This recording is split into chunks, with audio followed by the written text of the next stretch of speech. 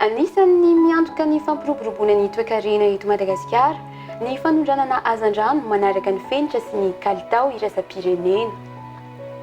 Ny ASH, Autorité sanitaire halieutique na sampandraharaha misahana ny fandrindrana ny kalitaon'ny hazan-drano ahondrana ny ivelany no miandraikitra izany eo anivon'ny Ministeran'ny Fambolena sy ny Fiompiana ary ny Jona.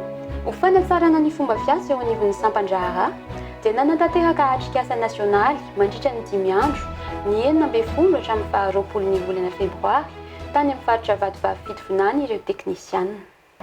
Isan-taona dia manao atrikasa ny ASH mba ahafahana manao dinika ny zava-bitana nandritra ny taona.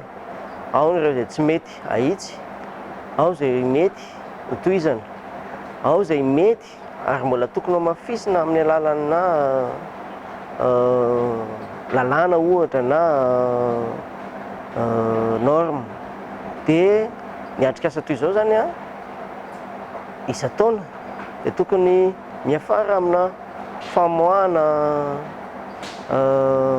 procédure na mety tonga hatrany amin'ny hoe famoahana volavolan-dalàna mihitsy ary ahafahana manamafy an'izany asan'izany autorité sanitaire halieutique zany. Ka anisan'ny zavatra andrasana amin'izany amin'ity taona ity zany dia ny io fitsinjovana ny mpanjifa malagasy, izany hoe ny commercialisation locale.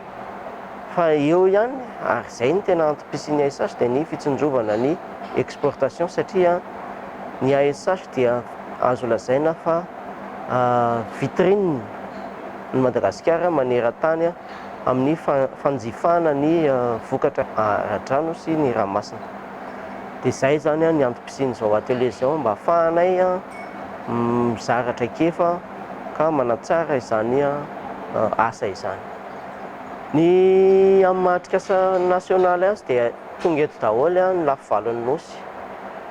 Tonga eto ireo inspecteur officiel iraiky Madagasikara, tonga eto ireo agent de contrôle sanitaire, tonga eto koa ny administration et financière mba ahafahana manao an'ilay fifandraisana amin'ny teknika sy ny ara-bola mba hirindra araka ny tokony ho izy ny asa.